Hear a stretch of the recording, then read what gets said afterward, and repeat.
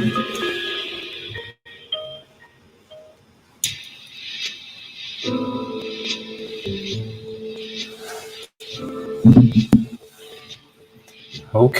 let's get going. Welcome, everybody, to Coffee and a Comic Book Club, where tonight we're going to be speaking about Batman 89.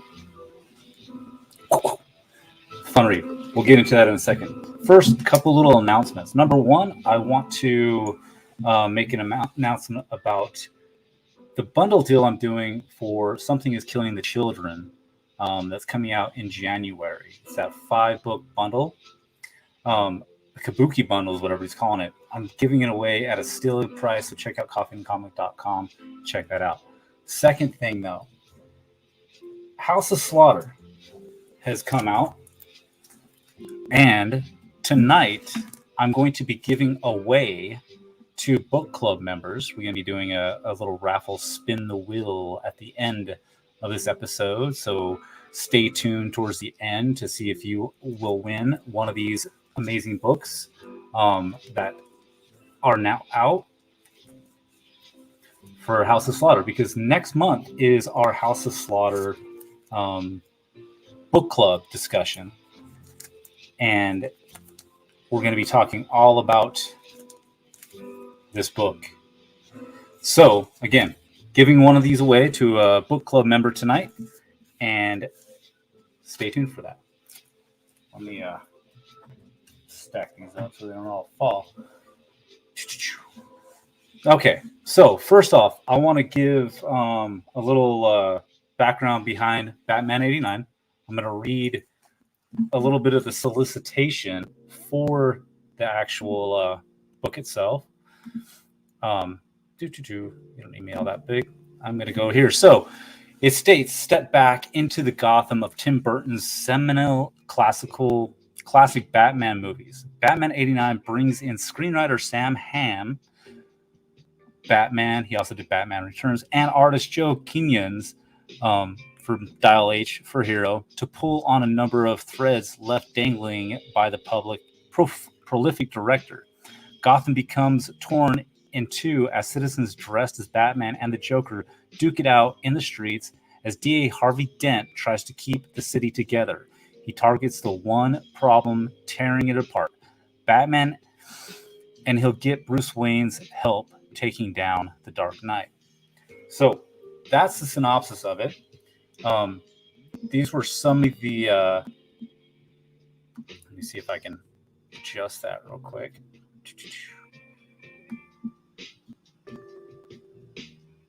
A couple of the different covers that were actually on the variants. This is a regular trade dress one. And then this was also a pretty cool VHS variant that came out. But that is The Dark Knight. So we're going to be talking about this book. And tonight we do have Brandon from Apollo City Comics here to join the book club. I'm going to bring him in a second. We have a few others that might be able to pop in. Some people weren't able to make it, and that's my fault. This was supposed to happen last week, and unfortunately, personal things came up, and I wasn't able to host. So we ended up pushing it off to this week. So a few people weren't able to make it in. So let's welcome Brandon to the show, and we're going to have a good little discussion here. What's up, Brandon? How's it going? Good, man. How you doing? Doing great. Just got off of work, so I get to hang with you guys and talk about some Batman stuff. Couldn't be more hyped. Right. Man, I'm excited. I'm a big Batman fan, and I'm a big 89 Batman fan. So seeing this world come back into play is something I've wanted for years, because they've always teased this Batman 89 thing like coming out, and they've always teased like what could have been and this different Robin and all that type of stuff, and we just never got it. So it's interesting, to say the least, you know. Yeah, no, absolutely. It's definitely one of those things where I again think for the movies itself, that was weird. From the movies themselves, Batman from that genre, that's my Batman. Like Michael Keaton, He's Batman to me. Nobody else could ever top Michael Keaton, in my opinion.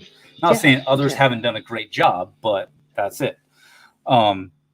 Hold on one second. Just joining in. I didn't have a chance to read this one, but I'll be in on the comment section. Okay, cool. Just getting a few people in the comment section that showed up. So I'm going to do a few little shout outs. I wish I could see this better. I'm such a noob to all this stuff, man. Me too. Don't even worry. Yeah, we're both.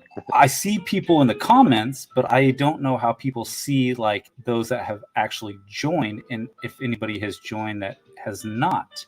Does anybody know how to see that? Because you know how like you can kind of see people, but then I don't know. So oh yeah, for reals. I thought there was like a list of you see the people that are coming in, and then you can actually adjust as opposed to those that are just commenting. But yeah, I get used to it when we do those. Yeah. Yeah. Like you see people coming in all the time on Instagram. That's where my hub is. That's what I know more. So I'm still new to this YouTube thing and the StreamYard. So. But anyway, let me get a few shout outs that I do see people. So Collect Them All, Die Trying is here. John, one. And then we got Blitzer67. And he also comments, let me see if I can do this real quick. Oh, yeah. So Blitzer says, LOL, isn't that the synopsis to Batman Dark Knight movie? It is a little bit with a twist, I think. I think there's something they're trying to relate one genre to the next. I don't know. HK Wifey 420, Sheena is here. She the geek. Go follow her if you haven't yet. Oh, this makes so much more sense. Blitzer67 says, oh, by the way, it's Spidey with kicks. So this is Spidey with kicks from Instagram.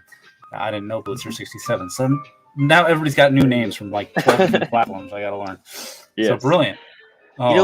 It's funny. I like his comment about the synopsis to the Dark Knight Nolan movie. It is essentially the same thing, and that's really where they were going to go with this storyline, anyways. So it's interesting. Nolan kind of was retelling what Tim Burton was doing by not so much with the origin movie with Batman Begins, but starting him out, and then Two-Face was the next villain, and just like it was going to be. So yeah, it's kind of like the Tim Burton version we never got of that Nolan movie. Yeah, and so I want to bring up, I feel like everything these days is like this. There's got to be a controversy somewhere. Like somewhere there's got to be this weird controversy. So I just want to get that out of the way from what I've looked and what I've heard through the networks of sorts, just a little bit, just to touch on it, just to kind of brush it. So not a lot, but there were a few people that were talking about Batman 89, the comic itself, and they were shocked, utterly shocked that Harvey Dent was a black man. Oh, wow. And I was like, did you guys not see the movies? Yeah. You know what I mean? Like, I'm spacing the dude's name now, but Billy D. Williams. Yeah, he was in it. Harvey Dent, and he did an amazing job. And the portrayal of him in this, I thought, was right on. That's what it was. Like, so that came up in a few different comics that I got into, and it was whatever. So that's all I'm going to talk about, because I think sometimes people just reach for stuff. But yeah. Oh, Moonlit Michelle made it. What's going on? Hey. Welcome. I wish you were in the chat right now. Let me know if you want to join. I think a couple others said they might, but a little bit later, possibly. But anytime anybody wants to join, shoot me a message. I'll put it out there. But yeah, HK Wife, seriously, Billy D. Williams is the dopest. Collect Them All is on that too. What else did Moonlit say? I'm excited to hear your thoughts on this book. Sorry I didn't join this month, but count me in for next. Perfect. Nice. Yeah, and it's cool that we even got the same screenwriter from Batman and Batman Returns. So he's kind of returning to this universe with us and revisiting the project that just never was. And seeing the shift they made from, Tim Burton to Joel Schumacher, and the whole vibe changed in the Batman universe. He went from this kind of gothic, kind of dark vibe from the first two films. And it really is the same universe because we're carrying it into Batman Forever. And it's just such a major shift, which I can understand from an aspect. You're bringing a younger person in, Robin, and you're kind of bringing in that younger, youthful vibe to it. But it was like almost too much. And I think the Two-Face we got it was interesting for sure. It's honestly, Batman Forever isn't that horrible of a movie if you watch it, but this one would have been just an interesting thing to see on screen, like see him evolve and turn into this villain. Yeah, no, I mean, I agree with that. I want to step back in the comments real quick for what Blitzer Spidey with Kicks mentioned. Like, that was the same thing with Spawn. Everyone was confused that he was originally black. And he's right. Yeah. Strangely, if you never were in the comic books, because Luke Cage became one of my favorite comics in the top 5 Power Man. So I identified for some reason with Power Man, and that turned me into enjoying Spawn and knowing Spawn and as a black character. But people then see the movies, they just assume because it's got this Cape Crusader kind of thing. It makes me think of like that. There's like this riddle type thing when you ask somebody about, like, when you bring someone up, oh, so and so is a doctor. A lot of people get this image of a man in their head. And so I think we have this culture in our society sometimes, even in the comic book world, unfortunately, that when you see a cape hero of some sort, they got to be white. And it's a weird thing. It's a weird thing that we play in our head. Maybe that's for some and others don't see it that way. But yeah, it's weird to me that people used to think Spawn was white too. And it's like, dude, he was always black. Like, what are you talking about? Like, it makes sense. It goes back to the Spidey rule, just like anyone can kind of be under that mask. And it's like, don't dislike a character or cast him aside for stuff like that. Like, you're looking at what he does as a character, and it shouldn't matter because you should be able to resonate with him no matter what. But when they are a different color, it's. Well, I was going to say, there is something to be said about a character that was scripted to be a certain demographic of sorts. Now, that could be race or that could be class, like poor, rich, whatever it might be, in the context of what has built that character as a person. Because I guarantee if you had, let's say, Batman that was raised white in a white community in a very affluent, rich neighborhood like Bruce Wayne was, but you try to transpose that dude from a kid that's maybe African American coming from more of a lower class environment, you're going to have two different people. And so I think they need to have the and that goes for like a poor white kid or a poor black kid or poor Hispanic or what, we're going to have different structures of who we are. So if you take, let's say, Peter Parker and suddenly change him black, but keep him the same, well, that discredit to what you're trying to do in the first place. So I think that's kind of like some of the basis on that, but I digress, getting a little too much in there. So we go into it in one of our, I forget what episode, kind of just seeing what you could do with character swapping the race and gender. I think I heard that was your I do remember actually listening to that one. God, I forgot what episode that was. But it was it's a whole discussion on it. Works for many, and it's only like I think we came up with 2 or 3 characters where, like, technically if you look at their background it doesn't work, but literally any character you could do that with, and it's like, oh well, if it works, you can still do that. And it's shocking how many white characters we got when you could have made them male or female, black or white, Hispanic. And I think the hard thing about that is we sometimes forget the society in which we lived and the creators at the time and the population scarcity that we had with, I mean, now we're still, I think the last census something like 75% white or Caucasian dominates the United States. So when you have that big of a majority, of course you're going to have more things related to those people. And it's not like it, in a lot of contexts, you're not forgetting other races and other women or whatever. It's just, it's not thought about from the creator's perspective because we have a lot more creators that are of a certain, class structure, race or whatnot. So, but it's cool. It's starting to get more inclusive of that. But Collectum brings in a point, John. He says, this Batman felt so familiar as I opened the comic. And John, I don't know why you were not in on this discussion right now. Turn on your cam, jump in on this discussion because you read it, you know what's up. But yeah.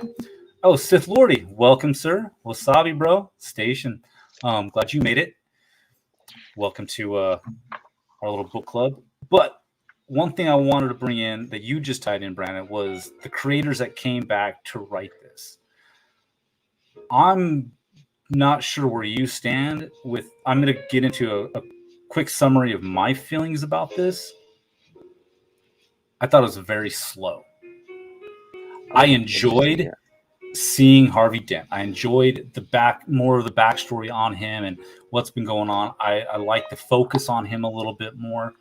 I got flashbacks straight back to the movies when I started seeing the Batmans and all the Jokers and the colors and what they did. So it was great on that, but it was really slow for me, and it just felt like, I don't know. Like, I want to read number 2. I haven't yet, but this one, I'm not going to say it let me down, but on a scale of 1 to 10, 7, 6, 6.5. I'm gonna go there. That's kind of interesting, and me being a fan of this universe and excited for this book, like I've been kind of raving since we started. I felt the same way. Like, it's a slow setup, and even issue 2, it doesn't pick up the same thing. Yeah, I mean, it's kind of just the same pacing. It feels very slow. It feels like, I mean, he is a screenwriter, so when you're picturing screen motion and the dialogue you could do and stuff like that, like, you could have time play totally different in a comic book than on a comic book script than you can on a film script. A film script, every page is 1 minute, and here we're going through so much time and so much passing. You kind of get dragged down a little bit by just so much of the conversation and exposition, and we're bouncing around between a lot. But the pacing, I feel like, could have picked up just a bit more to keep us just going and going, you know? But it could also be like warming us up back into this universe and showing us what's changed, what's a little different, you know, what's staying the same. But also, I feel like they crammed in so many Easter eggs in this issue. They did. Yeah. So they're like, giving it a 6.5, I think is fair from my perspective and what I like to see in comics.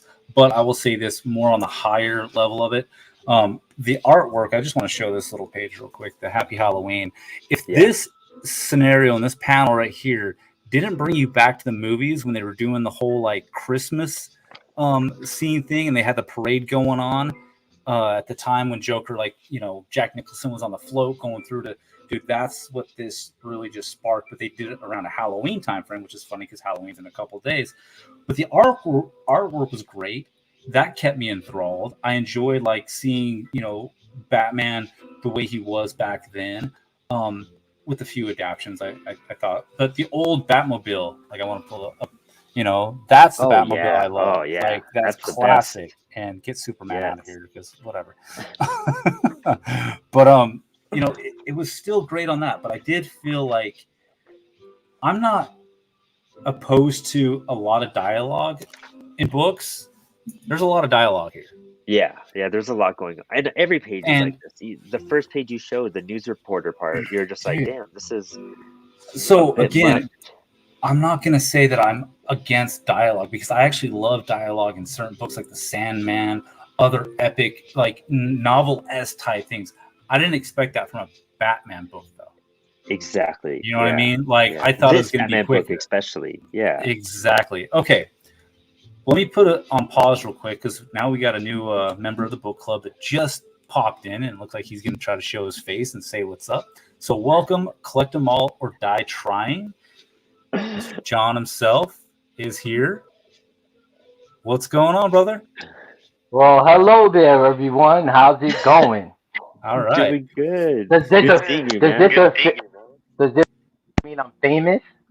You are totally famous now. Yes, you're with us. It's good to be here with you guys, man. It's really good to be here with you guys.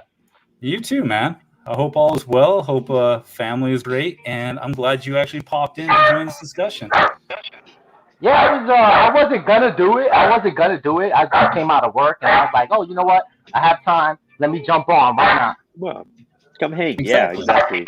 It's cool being able to see you too. We've talked so often on Instagram. Like, it's cool just being able to hang out with you for a minute. Yeah. Yeah, man. I listen to Apollo City all the time during the morning when I'm on my way to work. First thing I pop on, and that's my ride to work every morning. Thank you, man. Brilliant. I appreciate that. You know, cracking into the book, I counted 6 Easter eggs in the first 2 pages. I don't know if you guys have noticed them all. I mean, I don't think I got that deep. I think you're a little bit more detail oriented, but I definitely saw a few. I don't know if I got that many in the first 2 pages, but I'm gonna say I feel, and I could be wrong, you guys might know, or you can point it out if it's on your shelves, but the first page, that restaurant looks like the restaurant that Bruce and Gordon are having dinner in Frank Miller's Dark Knight Returns. When he's talking about retirement, it's like one of Oh, the very first ones. Janice. I think does. you're right. Yeah. That seems right. I feel like it is. Yes. Where'd you get that? Just said, oh, saw a whole lot of Beetlejuice. Page 2, whole lot of Beetlejuice, whole lot of Nightmare Before Christmas. It looks like you have the girl in Sally's dress right here. Right up here, Sally's dress, and then down here you have some Beetlejuice stuff. You have Yep. Prince's Joker outfit. You have the mutant over here in the background from Frank Miller. Maybe even the like Nolan Batman cops over here too, where they're like, I don't wear hockey pads. Those type of those guys. Yeah. Yeah. And then down here in the corner, another Nightmare Before Christmas Easter egg. And I feel like the girl in the white dress is some sort of callback to something. And I mean, I think that's a genius thing to do because I mean, what was popular in '89? You know, Yeah. I mean, I know. Wait, did it come out in '89? Nightmare Before Christmas come out that long ago? No, I think that was in the 90s. I feel like that too, but I gotta do a little because when did Beetlejuice come out too? that was '80s for sure. Okay, Nightmare Before Christmas is '93, so that's interesting. They would throw this into a book from '89, but yeah, well, Beetlejuice it's the '89 is probably like universe. 86. True. Yeah. Yeah. That makes sense. But hey, John, let me hear your thoughts of a little quick synopsis of your touch on this. I know you said that it took you back to the movies for sure. It did take me back. As soon as I opened it to the first page, everything felt familiar. It felt absolutely familiar, and I kind of liked the fact that it felt familiar because I mean, '89 Batman was the Batman that I loved and fell in love with. Yeah. Tim Burton's Batman was the greatest Batman ever. There was nothing that could stand up to it. But what I didn't like about it was the fact that it did feel familiar. It didn't feel new. I could kind of see where the story was headed. I could see where they're going. So it doesn't feel like it's gonna wow me. Like, okay, I know where this is going. I know where this is headed. I already know where the story's going. So it's not gonna surprise me or wow me. But the fact that it's nostalgic and it's bringing me back to that old school Tim Burton Batman is what I like about it most.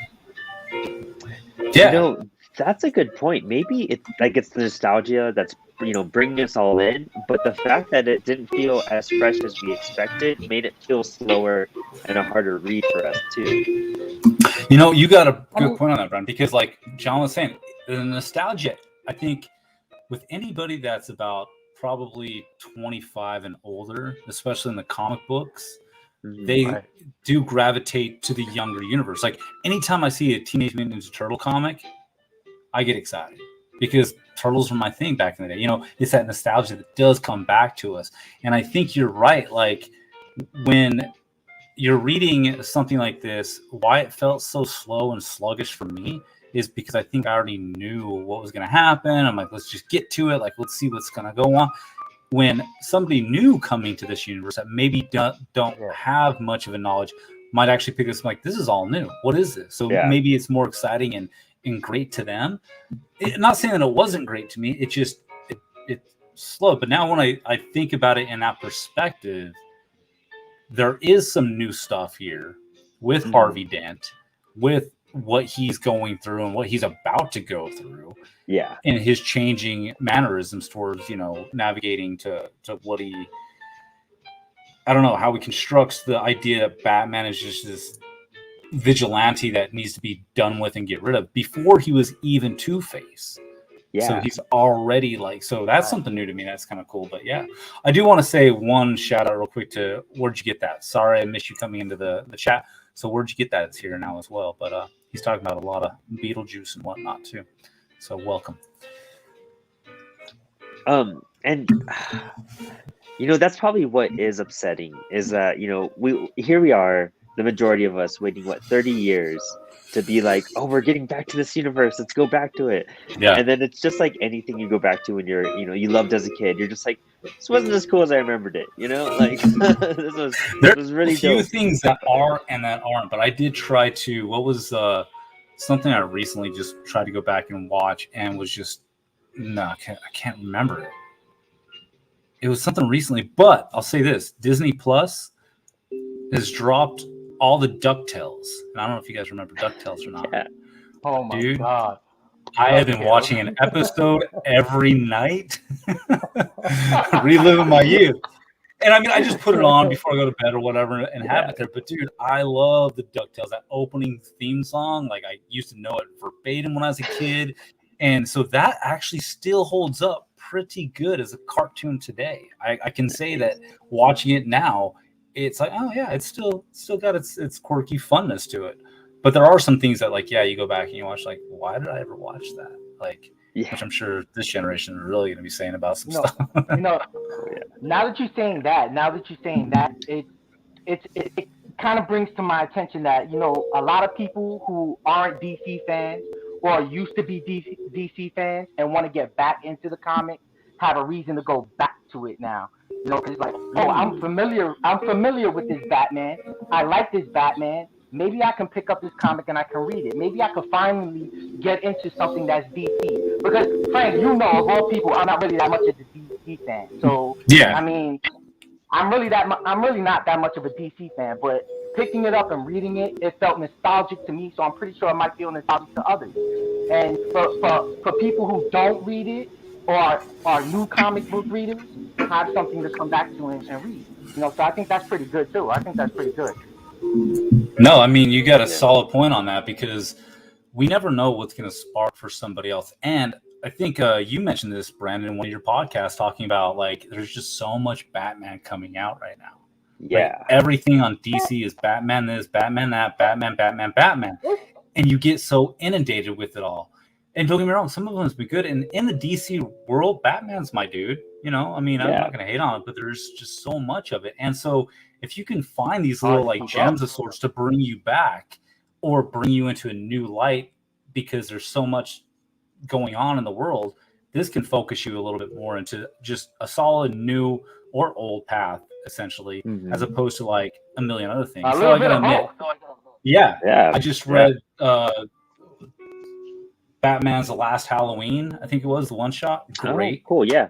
Amazing. Like, I think the one shots are cool, but I lost track of the Batman universe now. Like, I'm so far, out of this. Too much. It's too much to keep up with. I mean, it's like, oh, do I really want to get into this? They got so many different Batmans going on. It's like, do I really want to get into it? But when you pick up this one, you see it and it says Batman 89. It's just like, oh wow, I remember that. I wanna know if it's still in the same universe that I remember.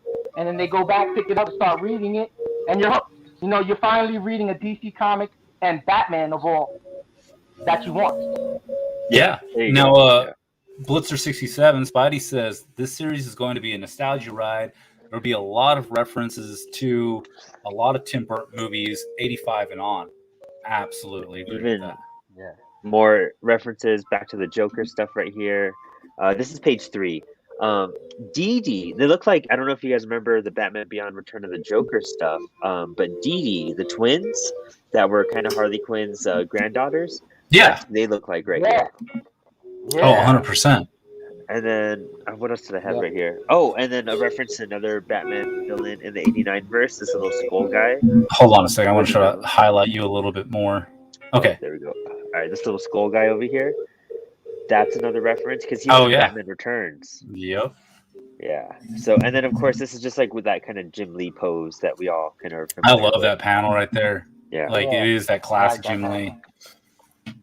Let me. And then their shirts say "all the brains, all this and brains too." And I think that was an old classic shirt. Oh no, that's a Frank Miller reference. That's what the reporter wears in Dark Knight Returns. All this and brains too. So it's another Dark Knight Returns reference. I'm honestly excited to see Joker's part in this moving forward for sure. And I want them. They better put in that That's phrase what I'm of "Dance with forward the to. Devil in the Pale Moonlight." Right? Yes. Like I quote that all the time because I love that phrase. But Mhm. let's see. Oh, Caitlin joined Batman. What'd she say? Caitlin mentions Batman has almost 25 to 30. It does. And you know what's funny? I think I was in a discussion with somebody the other day, and we were talking a little bit of the controversy with Superman, Son of Kal-El, and everything that's been going on like that. And I was making a comment like, if you actually look at DC, right?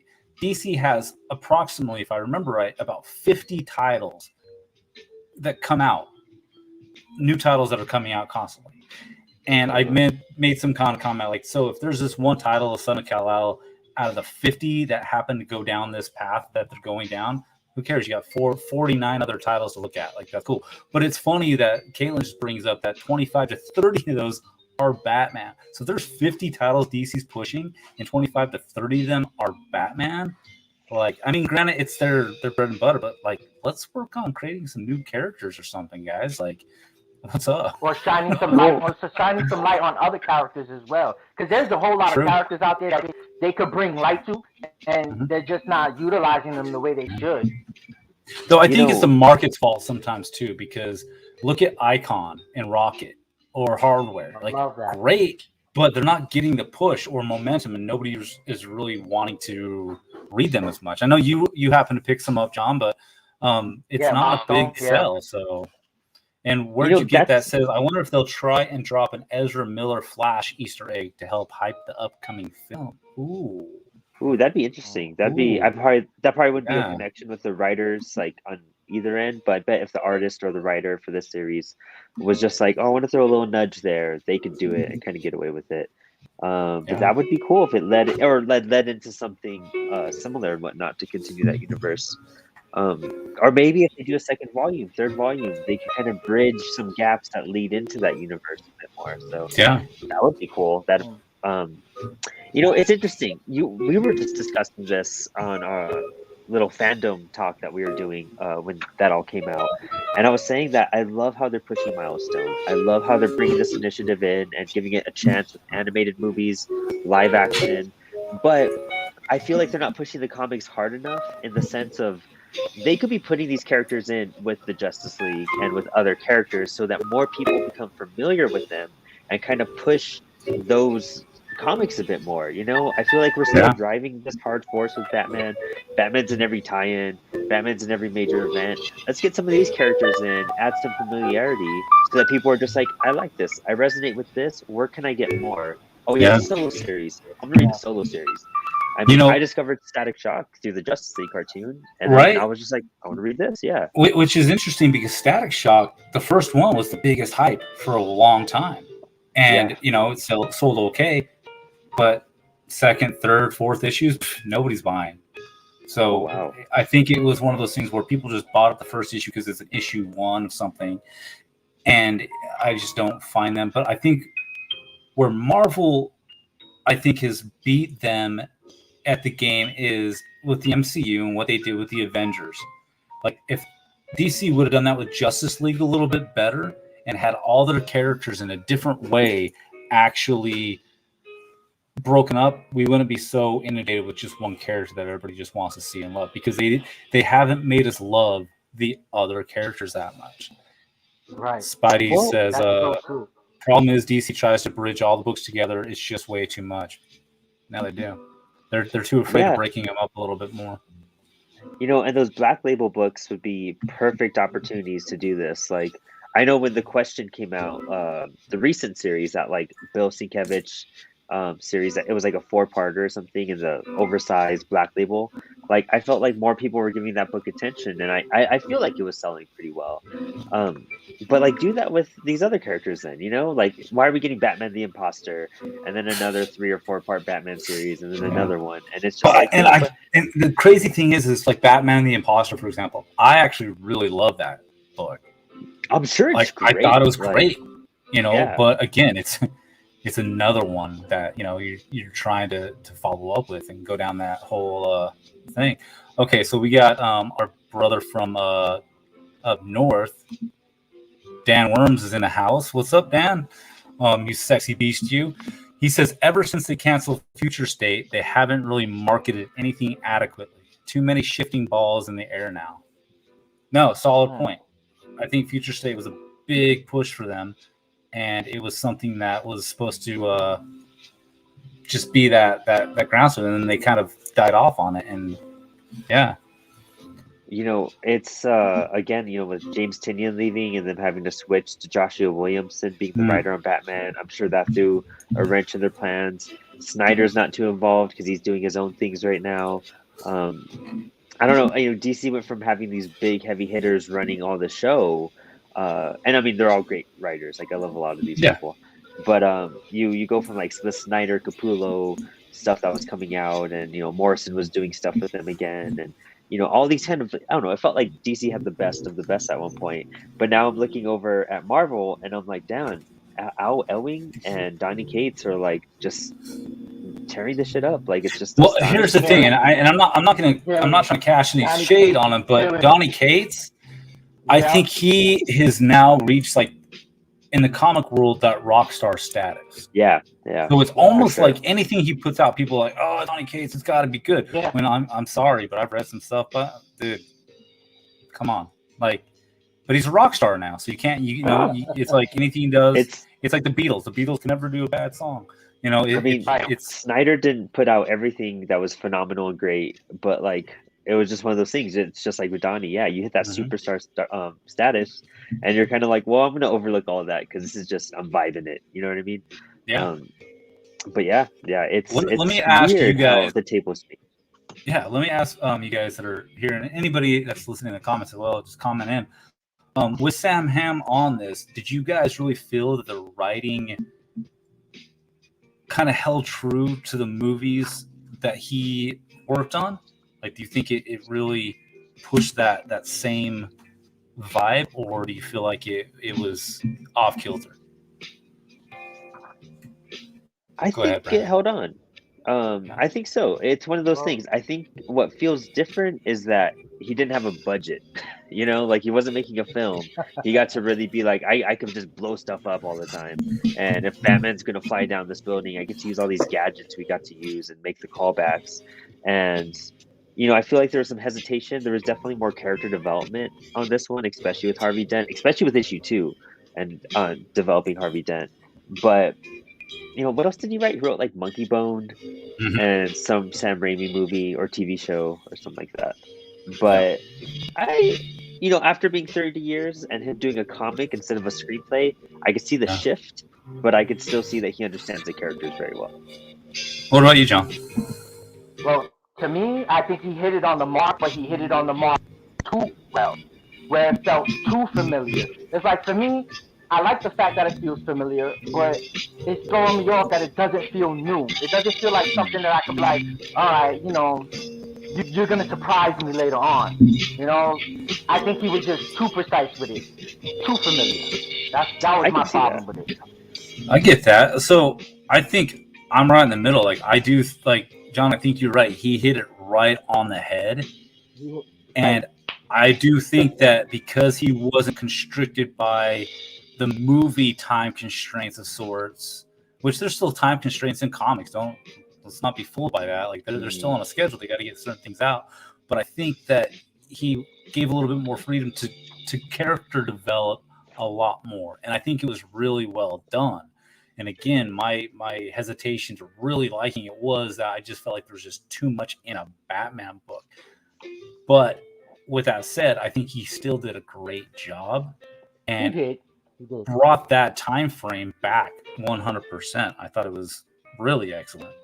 Well, what's funny is that if you look at how much Batman is in this issue, and if you look at how much Batman's in like Batman 89, it's way more in this issue than either of those two movies. If you look at the time amounts that Michael Keaton and Batman were in those movies, I think he was Batman for like 10 minutes out of that whole movie. And then Michael Keaton's in it for another like 5 to 10 minutes. Like you really don't get much in that sense because it's a film. It's paced differently. It's how much dialogue everyone gets has to be real brief. If they're following screenplay rules where it's like 4 lines per dialogue or descriptions, like it's just to the point, But here, being able to breathe and really fill in those dialogue balloons, I bet it was kind of good for him, but he's still trying to learn how to tame it in that sense. I don't think he has any comic book writing credits that I'm aware of.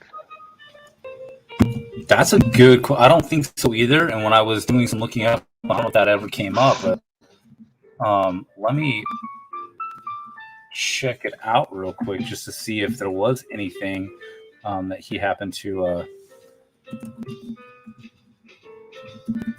It doesn't look like it. I mean, it's funny Maybe because his this Wikipedia Detective comes Comics. up, and the first element of the thing it says is an American screenwriter and comic book writer. But I don't know if they put that just because of the new comic book that he just wrote, or if there's actually more. Oh, he's done a handful of like Detective Comics apparently. Okay, yeah. So there's a few that he's probably got some credit for, which I mean doesn't surprise me, but it is interesting because most people today are trying to get the comic book writing cred just to go to Hollywood with it. And now you got Sam Hamm that kind of went the opposite. He's like, well, I've already got the Hollywood, so let me go to the comic books now, which is cool. And it's kind of a whole new well, it's that whole like situation. Kevin Smith syndrome, you know? They got the comic book guy to write Right. Daredevil, and it was just like everyone was like, "Oh, he's the Hollywood guy coming into it," and it's crazy. I don't know. I've always felt this way, but you know, they're adapting every single comic book thing out there. Like, just get the comic book writers to have input on story or stuff like that, because I feel like they understand it a lot more than most TV or movie writers sometimes. Yeah. I mean, I think that's but it's hard because, like, you know, they always do say, well, get the fans to write it kind of thing. And I mean, Brandon, you could probably do it because I know you're a writer and I'm sure your skills are definitely going a lot better. But I know I can, like, as long as I've been reading comics and writing other little things, I can never write a comic, in my opinion. Not that I couldn't try. I'm sure if I put my, you know, pen to paper, maybe, Yeah. but that's a hard thing to do. So it's like finding good writers is a hard thing in a certain demographic. So it's, and then to adapt it from film and then to a comic, because we always see, like I always said, it's easy to take a comic book, it's already shot for you, it's all storyboarded, it's all set up, boom, put it on film, you're done essentially, you know, with a few things. Yeah. But trying to go from the film into a comic book like they did here, that's a different twist that we don't really see much of. I mean, it happens. I think, what is that? It was the Netflix show, MFKZ. Obviously, that's an acronym for something. That was a Netflix show and then became a comic. So they did that. And, you know, it kind of changed up a little bit. So it's been done, but it's not as often as it's done, so it's cool to see the two worlds. But Smallville too went from like the screen and it would turn into like season 11 comic and stuff like that. Did that? I thought that was always like a comic first. Wow, that's how much I don't like follow Superman that much, but I actually liked the first season of Smallville. I thought it was really well done. But who was the actor for that? I forget his name, but they're coming back for, I think, an animated thing or something. I forgot. They announced stuff on Fandom about that. Wow. Oh, Caitlin went all detective on us. What did she say? She says, just went and counted. There's over 30 Batman or Batman-related character books for November solicitations. Yeah, crazy. Like, that's an abundance of Batman. Like, do we? Yeah, really I mean, think of that. You got 30 books that are Batman related coming out next month alone. I want to see the giant Batman fan that's going to buy all 30 books. Mm-hmm. You know what I mean? Like, even if it's $4 a pop, that's a lot. Ouch. Yeah. You know, I mean, I love the Punisher, and I mean, Punisher doesn't have too much, so I can't. I mean, I got most of this stuff anyway. But dude, I couldn't see dropping like over 120 on one character every month. Right. Like, and then she commented too, or at least it's going to pop up here. Yeah. And that's not including the Justice League books within, because there's like 4 Justice League books out right now, including the new one that's coming out. Yeah. How much How much Batman? Like, how many Batman comics are you guys reading every month right now?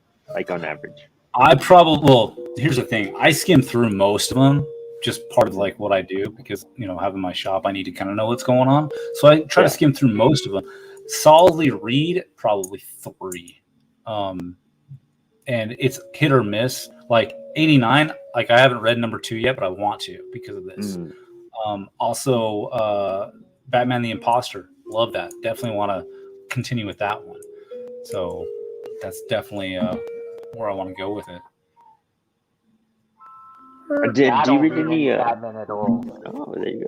Yeah. There you go. I don't read any Batman at all. I really don't. Like I said, I'm not really a DC fan. Like right now, I'm reading Gideon Falls. Nice. Right now, I'm reading Gideon Falls. Tinian's The Woods. I'm still trying to fight through that because I got a whole run of it. Yeah, I barely pick up a DC comic, let alone Batman. Because like you said, there's a plethora of Batman comics out there. You go to the comic shop or you look to order comics, and it's like, do I really want to get into something Batman where I'm not going to understand what's going on? It's just so much out there, and it's like, I'll skip it. I'll stick to what I know. I stick to what I'm used to, But yeah. No, I mean, it makes sense. I mean, even me as a Batman fan, in general, like that was typically my go-to for DC. I feel like I'm reading 89 and maybe one other Bat title that I can't even recall right now. But even like the main series, I'm collecting them, but I haven't picked them back up to read them.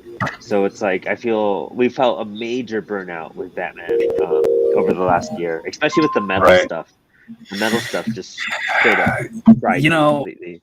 I wish the death metal Batman took off more in a different way because I felt like there was so much. That was the other one that I am kind of reading.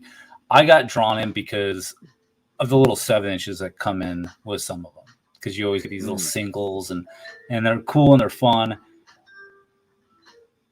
And I don't know, they're awesome, but I don't think they did a good enough job to really push it to the mass. I think they just thought it would sell on its own. And I just don't think it was enough in the marketing aspect of it to really get people to buy into it. And maybe if they would have focused. That's what I think they're doing. Their problem is they've got so many out there that they can't focus on one.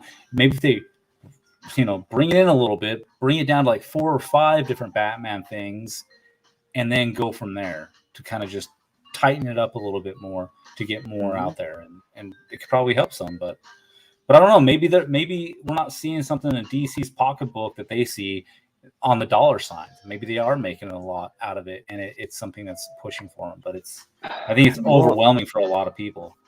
I feel like maybe not the casual, like, I feel like all of us are like really, you're in the comic book industry in the sense of you have a shop, and then you're a great collector, you're an avid reader, clearly a comic book fan, and then I'm also clearly a comic book fan. So I feel like it's overwhelming for us because we're seeing it and we're wanting a more diverse amount. But maybe for the average reader, they just want to hook somebody in and be like, okay, you don't like this Bat? Well, we'll give you this Bat. You don't like the Imposter? Here's Batman the World. Here's Batman Reptile if you want some more abstract art. Which Batman Reptile was dope as well. That was another one I was really stoked on. That was a good one too. But yeah, that one's super good. And that's again, like most of them are pretty good, but it's like, how do you keep up with it? That's the hard part of it. If you're a fan and you really want, and I can only imagine those that are actually really fans of Batman, how, I don't know, problematic it can be for them. Caitlin chimes in again to say, I think they overestimate because of social media hype. I see more people on SM into Batman, but that's not necessarily a good representation of all readers. So fill me in and help me real quick. I don't know what SM is. Oh, social media. Oh, yeah. Duh. All right, social media. But yeah, no, it's true.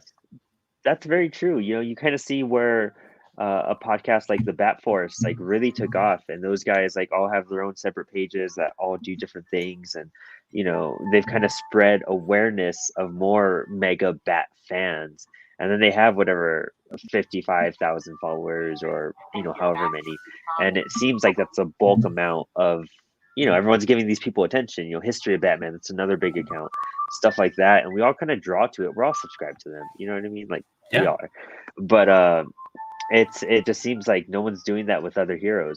I feel like Caitlin's the one that runs the Green Lantern page, Yeah, right? yeah. If I'm correct. Yeah, there you go. So we don't see enough of stuff like that. How we have, other great friends like Moonlit Comics is focused on Moon Knight. We're seeing more Carnage and Venom stuff, which is why we're getting more of that now. Yeah, But yeah, which I mean, it's Megan- hard. It's hard not to, because Carnage and Venom obviously have something that a lot of people want to get into, and there's like this. Mhm. I don't know. There's like this cult behind it almost. Yeah. And it's Yeah. one of these like, yeah, we're gonna watch Venom. It's gonna, Yeah. even though the movie's not the Carnage- greatest, but I feel like Carnage and Venom just brings out something new. It's a breath of fresh air. DC as a publication is like, okay, we're gonna put out Batman because we know Batman sells. It's basically become a household name and a household product. If anybody's going to a comic book store to pick something up, their first thing is, oh, let me get some Batman or Superman from DC, because this is what I know. This is what social media talks about, or what people's talking about. So they gravitate towards Batman and Superman rather than anything else that's on the shelf. Especially indie. I don't think a lot of people go and really. I don't think indie gets the spotlight the way it should. But Oh yeah. all right. So Spidey, I was gonna chime in. Yeah. Spidey says, what I appreciate about this series is that there aren't any series reference like Future State. He's got That's a point. big thing too. Is Yeah, that that was understanding refreshing here. comic book continuity is messier than ever. Like I feel like it just every 5 years it's like they have the stack and then they drop it and they're like trying to reshuffle it and like put the new stuff on top too. Just this is a sandwich, I mean, a spilled plate of food. I'm a little bummed that, like, from what the comic book industry is talking right now anyway, and hopefully it changes some, that Punisher might not get another run. We don't know. Yeah. It's still, there's a lot of discussion behind it, unfortunately. But the one thing I can say, I think that helps my anxiety with comic book overreading is my dude, the Punisher, never had that issue.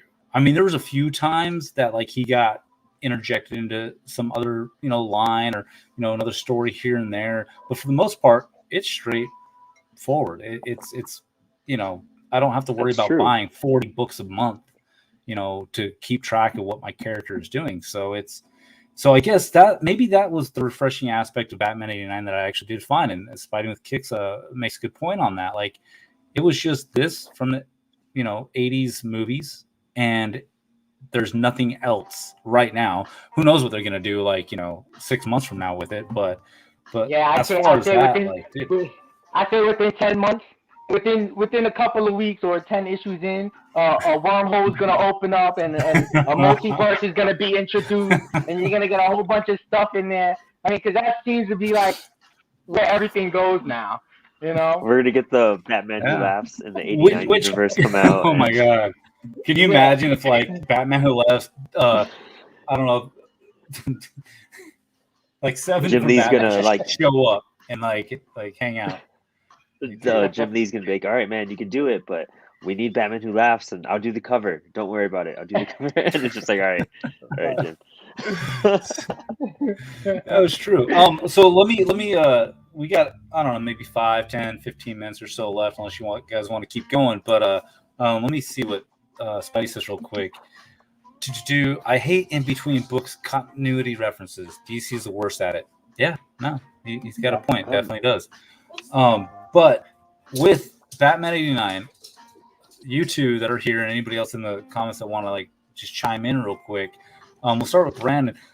I want you to pick out one of your favorite, I guess, panels or sequences in this book and talk for a couple minutes about it and what made it, like the artwork, the story part of it, whether it could just be an Easter egg you saw or just whatever about it. I'll point out 2 of the things that like struck me the most with it. One is kind of like a sequence, I guess. Not so much because it's outstanding, but in the aspect of what they've done with Commissioner Gordon. Like, this Commissioner Gordon excuse my language, but the Commissioner Gordon in this universe from all 4 of these movies is the shittiest Commissioner Gordon we've ever seen in like the history of Commissioner Gordon. Like he didn't do anything. He was a blabbering fool. Like he did nothing. But then we come back to this universe and he's like a badass. Like it looks like he's lost some weight. He looks like he's a bit more firm, you know, like looks like he's ready to go. Has gadgets. Yeah, exactly. Yeah. So I'm just like, all right, you know, Gordon, way to bring him around and like get some respect for him, you know? I think that was one of the coolest parts for me in that aspect. But you know, sequence wise, you know, art, this page with that Superman 78. Oh my goodness. Cool stuff going on here. There's a variety of things, like just the action we're getting, the Penny reference, another reference. Right. But it's kind of like everything you want in a Batman comic. It's, you know, him being shot at, you're showing how tough his armor is, him diving out of the way, dodging things, and then flying through the page. And then you end with the Batmobile, how he jumps into it. Like, oh, too cool. Cool sequence. And then I guess my favorite like panel individually would be this one, because you never really saw Keaton as the Dark Knight, right? But seeing him with this and the way the hand is positioned, you know, that POV that you're getting is super interesting. So I think it shows like he is like a dark figure in that city. Right. Brandon, real quick before we go over to John, can you find in the book where Spidey's talking about the bank panel? It's a huge nod to the Batman animated series. That is a Penny, good point. It's one of my favorite animated series outside of Amazing Spider-Man 90s. No, I remember that bank panel. That was a was it towards the? It's pretty. Yeah, it's that same like spot I was talking about right here. But it shows like the bank and then the explosion right next to it. And then him driving away. That's the entire. Yeah. You're absolutely right. I did not realize. Total homage to that 89 intro. What a good catch. That's super dope. All right, John. What's up? What panel, what sequence, what section was something that you enjoyed? Well, my favorite part of the comic was when Billy D himself up at the manor. So Harvey shows up at the manor to talk with Bruce because he needs Bruce's help, and he's like, hey, so I need your help, and you know, he's like, yeah, well, what do you need help with? And he's like, well, I need help taking down Batman. He's tired of all these vigilantes, and he thinks Batman's the big problem, and we got to get rid of Batman. And they're sitting down at the table, and they're talking, having coffee or whatever, eating crumpets, whatever they eat in Gotham. Whatever, cucumber sandwiches and whatnot. Right. And he's telling him, he's like, well, you know, Batman's the problem. He's causing millions of dollars of damage and all this. And Bruce is like, yeah, well, I remember, you know, Batman recovered like $1 trillion from the armored cars, and they're going back and forth. And the whole time, let me see. So in this panel right here, Bruce looks like he wants to slug him in the face. He looks like he just wants to punch him and knock him out. And I love this whole interaction between them. I love the whole interaction, you know, and they're going back and forth and arguing, and you know, of course Bruce is gonna, you know, digress and say, well, you know, he's not gonna reveal himself to be Batman and take Batman. Tone it down a bit, but you could just see it in his manner that he just wants to slug him, you know. Right. But that's my entire. I just love that entire panel. I thought it was great. And then with Dent driving away at the end, saying, no, we're not going to get his help. It's just gonna. Yeah. And you could see the tension. You could see the tension between them, and whether the tension is going to build or Bruce is actually going to help him. You know, so I thought that was a great, that whole interaction there. I thought that was great. That was my favorite panel there. Right. All right. So Caitlin chimed in real quick, and she says, "Doesn't one of Alfred's souffles deflate in the background, and he looks super disappointed?" Yeah. No, let me try to find that real quick. I totally remember that. Because I was like, he was just, and I didn't know if he was looking disappointed because of the souffle or if it was because of the conversation that he's having with him or not. But I could have sworn, If I find it, I'll point it out right now too. That's All right.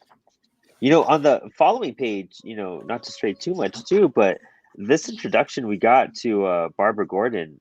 I mean, again, redeeming a character in this like weird film universe from the '90s. She was Yeah. not Alfred's niece. Like, stop that. That was crap in Batman and Robin. That was stupid. And but putting her as Sergeant Barbara Gordon, I was like, cool. Like, I can't wait to see how she develops.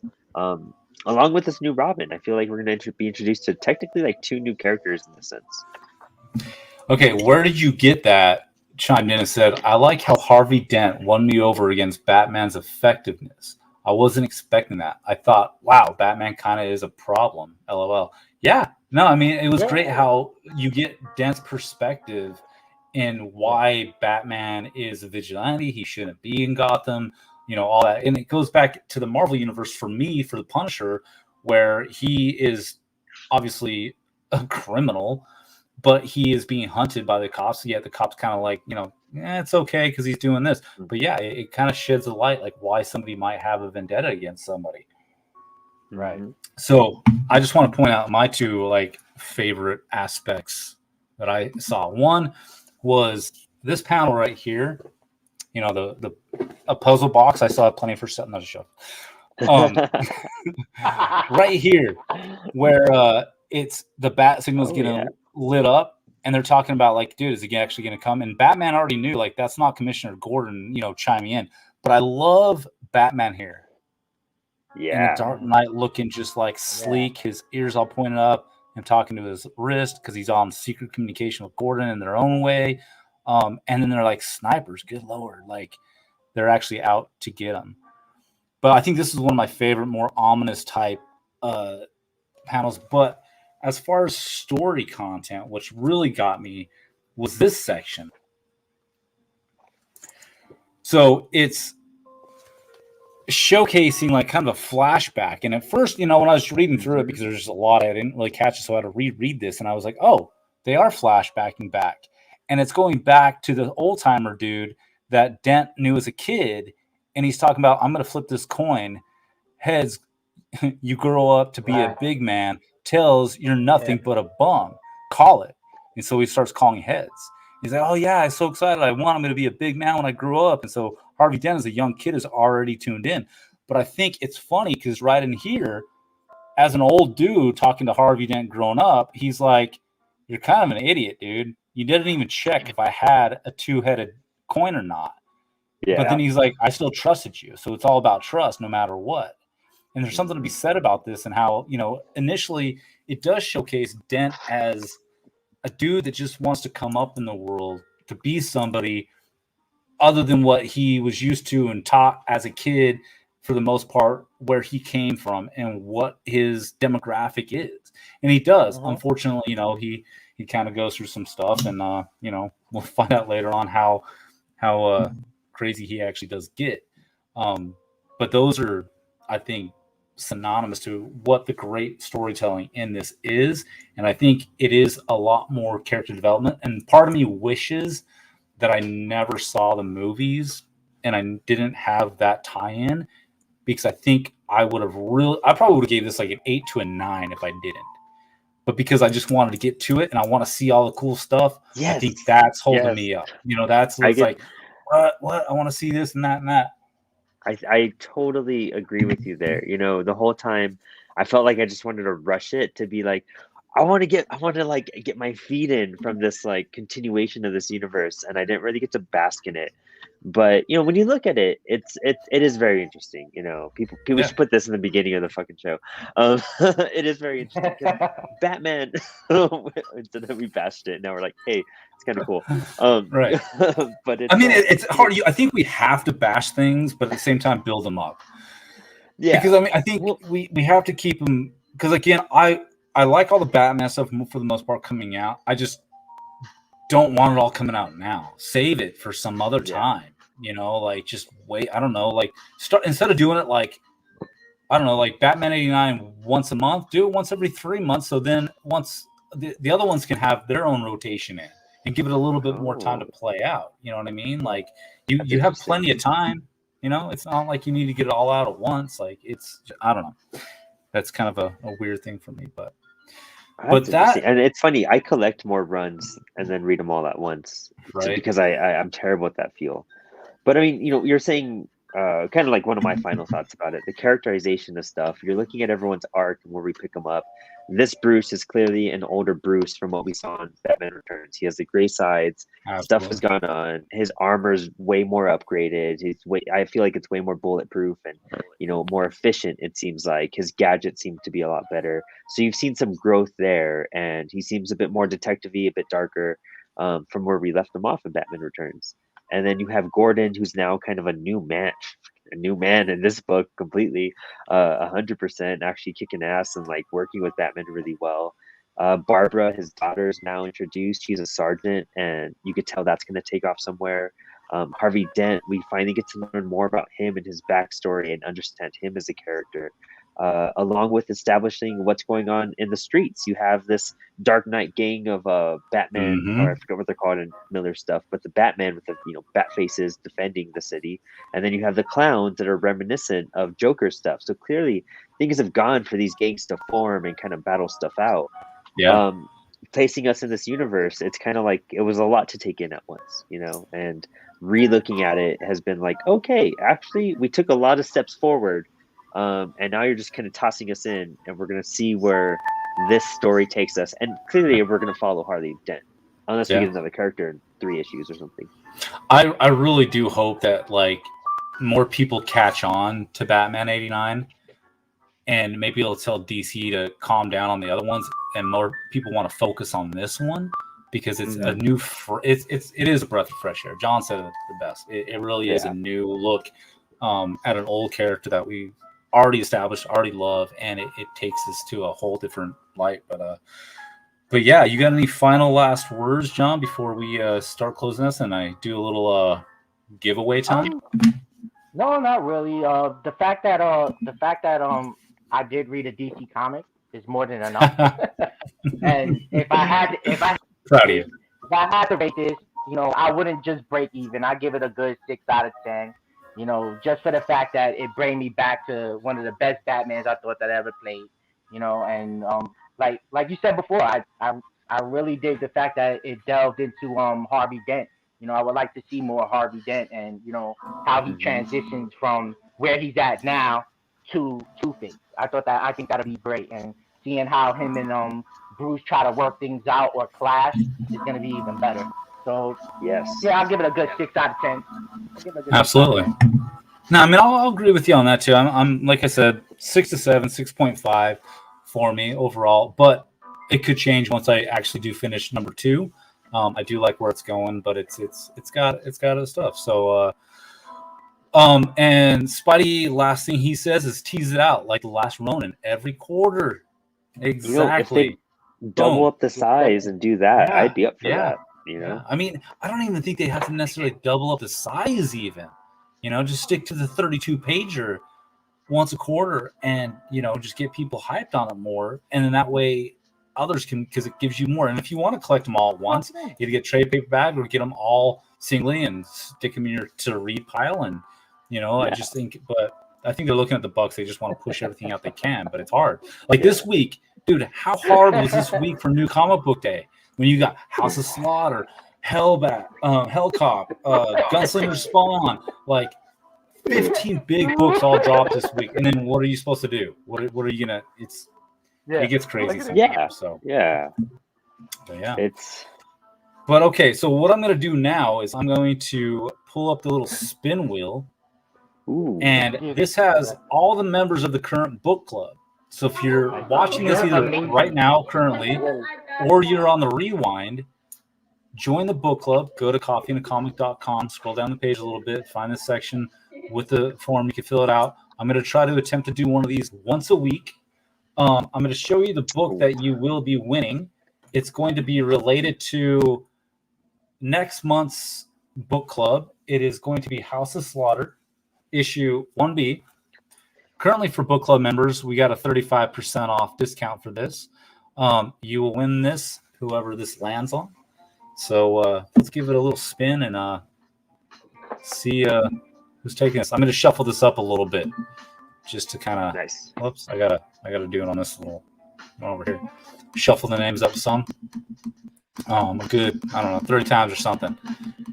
But I don't know if I should start doing it to where you got to be in to win, or if I'll call you out. But okay, let's click it and see who pops up.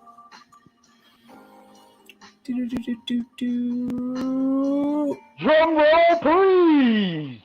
Oh, Dakota Blackwell's Sabinan. Nice. She is the winner of House of Slaughter. Congrats, Dakota. So those that don't know Dakota yet, she is an artist and new into the comic book community, and yeah, she actually has designed one of the newer logos that I've been utilizing in a couple of my things, and will be soon on mugs, shirts, and other stuff. But it's Punish Bear, so if you haven't seen it yet, Love it.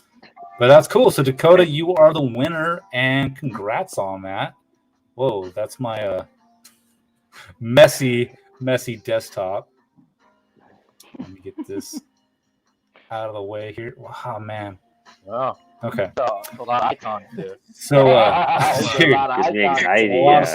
stuff. So, real quick to finish off, Batman 89. I got a 6.5. John gives it a 6. What's your 1 out of 10 or 0 out of 10? I'm gonna Brandon? give it a solid 7. I'm gonna go up Solid a bit 7? and give it a All right. 7. Hype for it. I'm gonna read the series. I'm interested. Nostalgia takes over, but the character aspects, I think, is what saves it. I agree. Yeah. I agree. And where'd you get that? Punish Bear is really cool. He is. If you don't know who Punish Bear is, I suggest you look him up. I'll give a quick shout out real quick about him. He annihilated the comic industry in the 90s.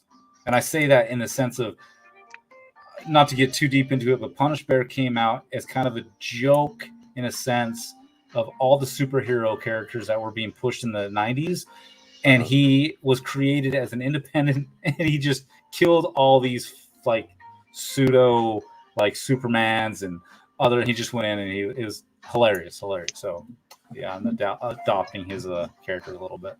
Nice. But yeah, so everybody that's watching, thank you for joining. And I just want to give a couple little shout outs to those that have put in orders with Coffee and a Comic. They're all getting shipped out in the next couple of days because this, again, was a heavy week. And I got something new as well. You should be seeing in some of your new packages the coffee that you are used to. I got these new little labels at the bottom. Ooh, hype. So it's actually going to Nice. tell you what type of coffee you're getting in the different mix. Nice. So that's going to be something new and fancy on the horizon for all those that shop at coffeeandcomic.com. Nice. But anyway, guys, I appreciate you. Hold on for just a minute while I close this out, and I will. Oh, wait, real quick. Any shout outs you guys want to throw out there? Go ahead, Brandon. Yeah, check out Apollo City Comics if you haven't. We just hit our 100th episode. Our 3rd anniversary is on Halloween, so this all kind of corresponded, and we also got like this crazy influx of downloads. So, thank you to everyone who supported us and who continues to check it out. It was crazy. And our recent episode, we have Jack Kirby from the Jack Kirby podcast, Tommy and I was Mike. just gonna say that And it was great. It is a king size Kirby 2-hour talk that was just it's a little obnoxious at some points because we're all excited. But I was up late last night listening. It was an interesting conversation to say the least, and we have a lot of cool stuff planned for you guys. So, and thank you, Frank, for always supporting and all that stuff. Like, and Absolutely. everyone here, I think all of you guys have subscribed, so I appreciate it more than anything in the world. Cheers. Any shout outs, John? Hey, to all of you guys, thank you for having me. It's great being here. Whether you guys may know it or not, all of you guys play a part of my life. You know what I mean? A little tidbit in my life here and there. You know what I mean? That's all great. And to everybody who's watching, follow me on Instagram, collectthemall.com. I'll also shout him out. Yeah, I was gonna say, check out Collect Them All or Die Trying's YouTube. Him and his daughter do some great unboxings and little things. You need to do more of it. A whole lot of fun. We go to different comic shops and stores, and we just buy a plethora of mystery boxes, and we unbox them, and we have a lot of fun just talking about them, seeing what we got, and we talk comics too. Here, say hi to Frank. Great. Hey, Frank. Say hi. That's her hand. That's awesome. I'm all trying to like look around, like Thanks for having me. Yeah, okay, I'm gonna close it out, but stick around for a second. All right, guys, I appreciate you for joining in on Coffee and a Comic Book Club. Stay tuned for next month's where we do House of Slaughter, and we talk about that. If you want to get involved, again, check out coffeeandcomic.com. Scroll down, join the book club. You'll get discounts, little prizes coming to you. But other than that, take care, guys. Stay positive, stay caffeinated, and enjoy the rest of your evening. Peace.